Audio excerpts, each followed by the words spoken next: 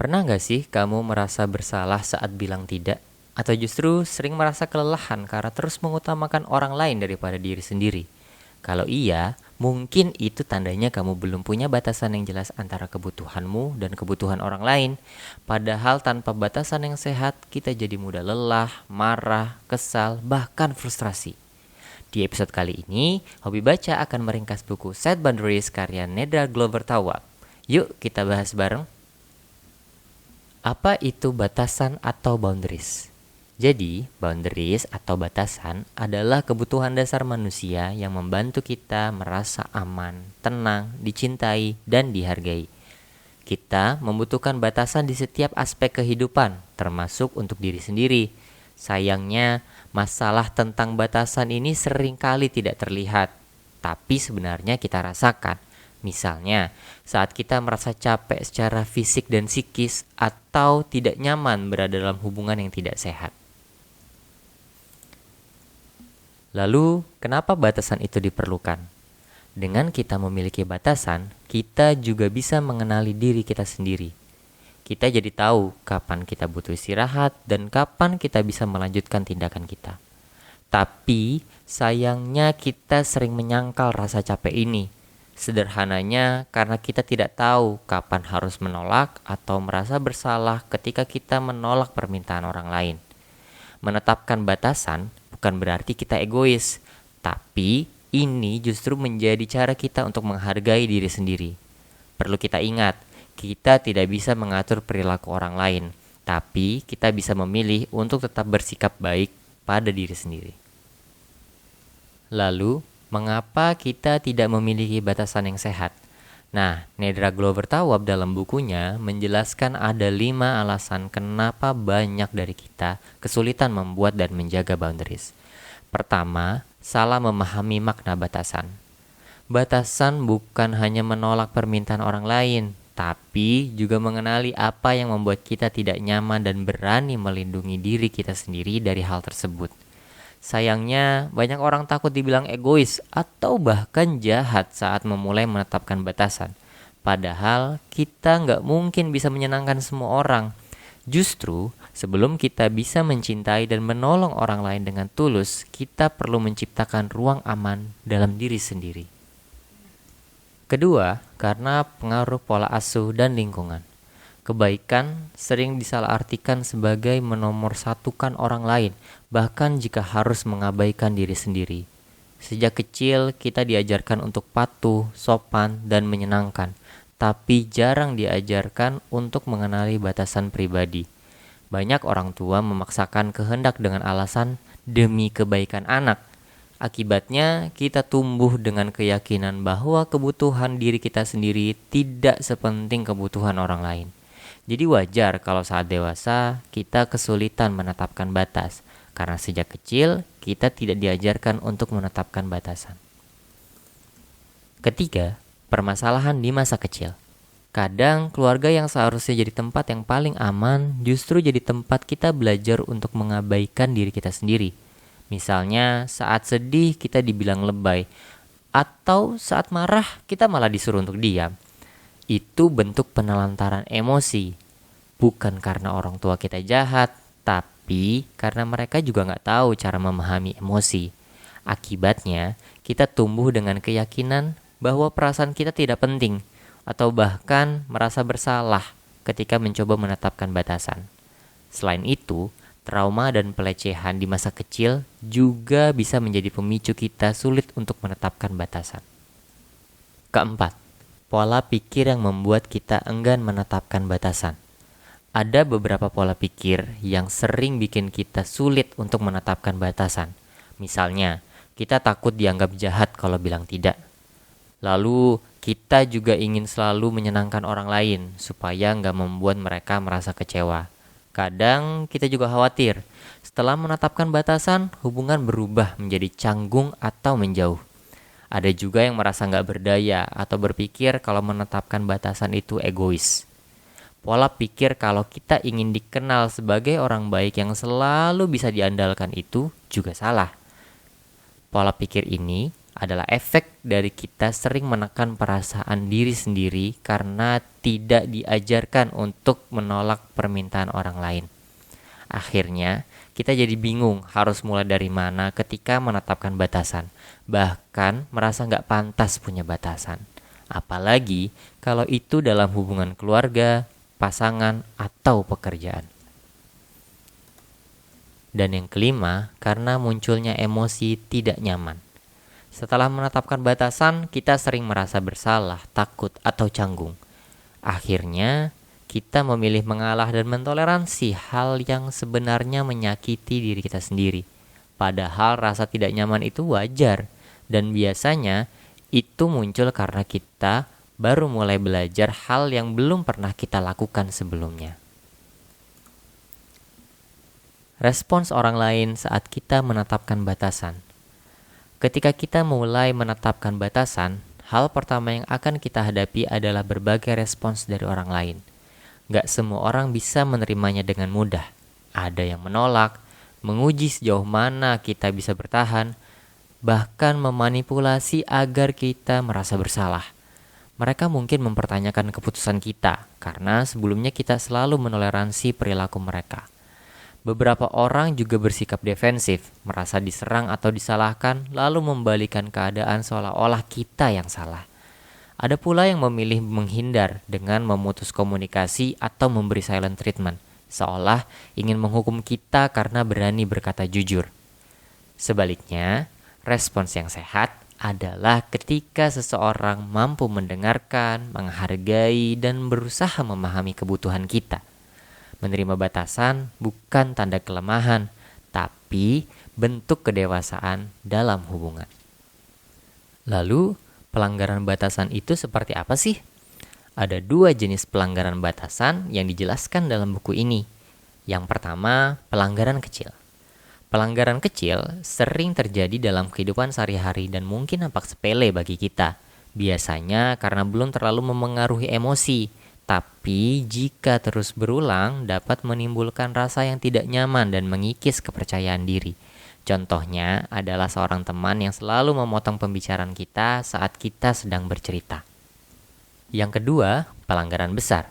Pelanggaran besar terjadi ketika tindakan seseorang mulai merusak hubungan atau kesejahteraan kita secara emosional. Contohnya bisa berupa hubungan yang tidak sehat, seperti ketergantungan, memanipulasi emosi, atau keterikatan trauma. Pelanggaran seperti ini dapat menimbulkan luka jangka panjang atau bahkan membuat kita kehilangan kendali atas diri kita sendiri. Mengetahui perbedaan antara pelanggaran kecil dan besar membantu kita memahami kapan kita harus berbicara, menegur, dan menjaga jarak. Karena kalau kita diam saja, orang lain bisa sesuka hati mencari alasan untuk membenarkan perilaku mereka.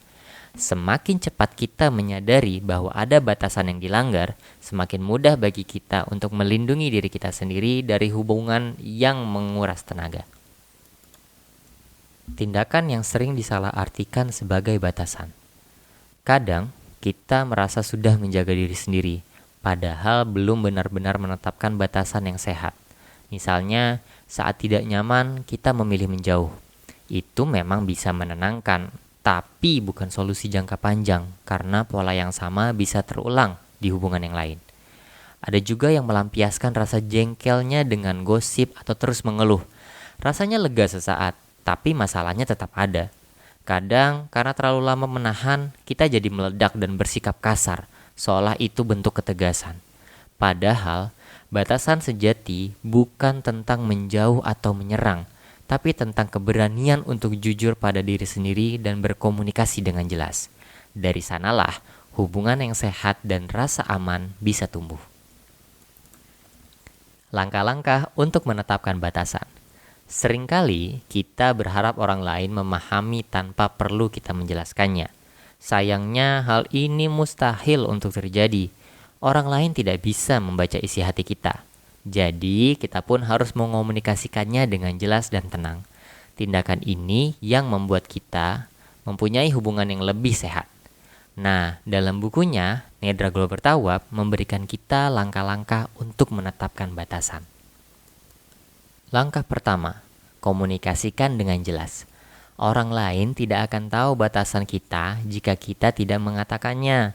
Gunakan nada suara tenang dan kata-kata yang sederhana. Sampaikan dengan jelas tanpa berbelit, agar apa yang ingin kita sampaikan tidak disalahartikan. Langkah kedua, nyatakan kebutuhan secara langsung. Jangan hanya berkata tidak bisa, jelaskan juga apa yang kita butuhkan atau harapkan. Tapi, usahakan tidak perlu memaparkan semuanya secara mendetail. Langkah ketiga, hadapi rasa tidak nyaman. Awalnya, kita akan merasa bersalah. Mungkin kita juga mempertanyakan, apakah kita sudah melakukan hal yang tepat? Emosi ini valid tentunya, tapi kita tidak boleh larut memikirkannya. Kita harus tetap menetapkan batasan. Kita harus mengubah mindset.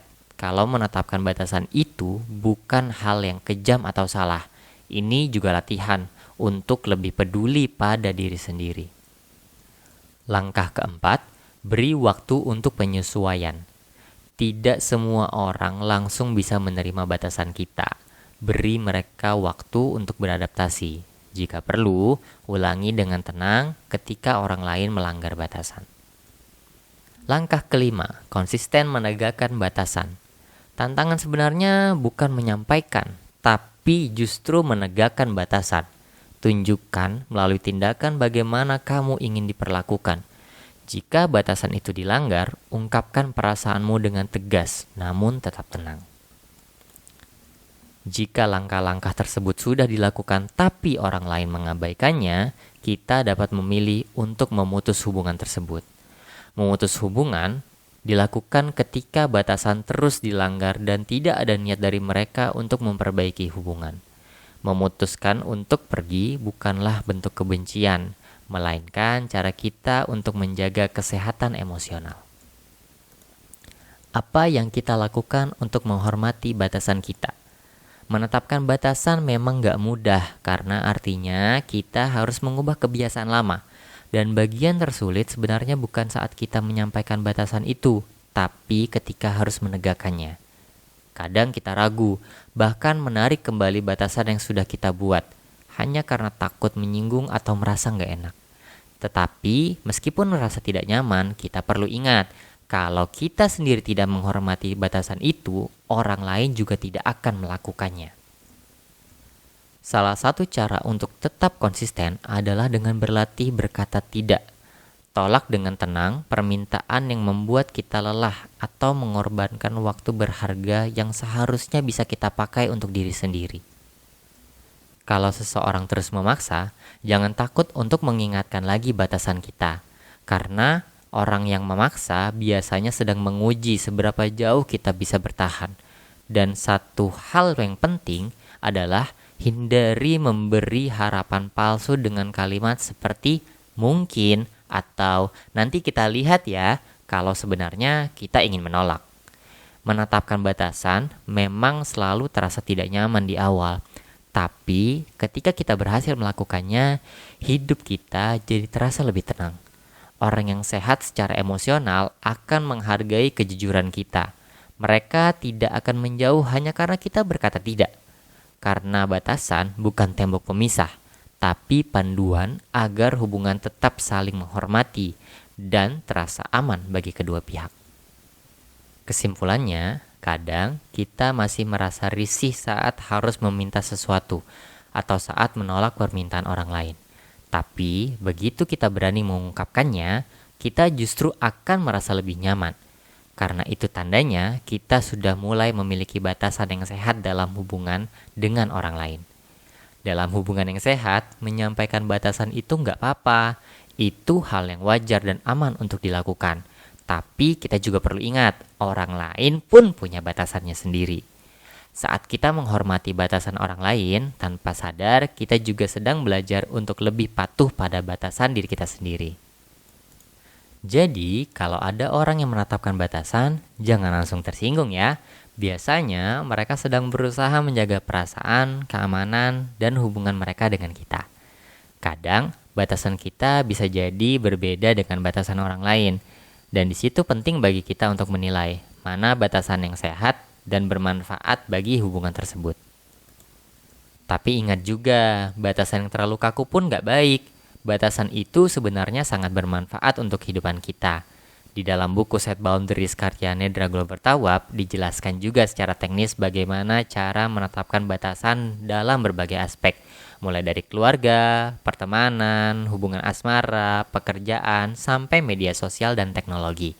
Jadi, kalau teman-teman ingin belajar lebih dalam, aku sangat merekomendasikan untuk baca bukunya secara langsung. Karena dengan menetapkan batasan, kita jadi lebih sadar bahwa kita punya hak untuk hidup aman, tenang, dan lebih bahagia. Oke, itu dia ringkasan buku Set Boundaries karya Nedra Glover Tawwab. Semoga bermanfaat ya.